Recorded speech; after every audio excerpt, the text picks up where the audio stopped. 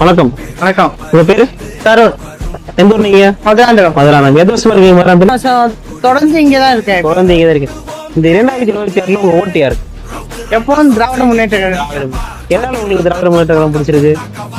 ஏன்னா தமிழ்நாட்டுல நிறைய திட்டங்கள்லாம் கொண்டு வந்திருக்குது. என்னன்னு பாத்தீங்கன்னா குறிப்பா மக்களை தேடிய மருத்துவம், கலைஞர் மகளிர் உரிமை தொகை, நான் முதல்வன் திட்டம், இன்னுயிர் காப்போம் நம்மை காக்கும் 48 உள்ளிட்ட எல்லா பல திட்டங்கள் திராவிட முன்னேற்ற கழக ஆட்சியில 5 ஆண்டுகள் சாதனை படுத்தி இருக்குது. உங்களுக்கு இந்த திட்டங்கள் பிடிச்ச திட்டம்லாம் இது?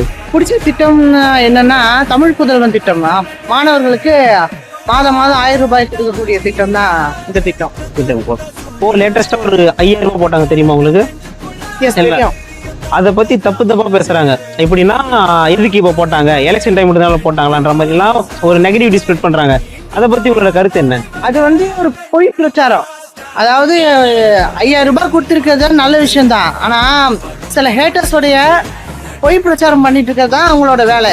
எந்த மாற்றமும் இல்லை. அதனால 5000 ரூபாய் கொடுத்திருக்கிறது இது நல்ல விஷயத்துக்காக இது சந்தோஷமான ஒரு திட்டம் தான். இது அது தேர்தல் வாக்குறுதியின மாத்தினதும் 2000 ரூபாய் மாதம் 2000 ரூபாய் கொடுத்திருக்க உரிமை தொகையா கொடுக்கணும்னு நம்ம முதலமைச்சர் ஐயா அவர்கள் சொல்லியிருக்காங்க.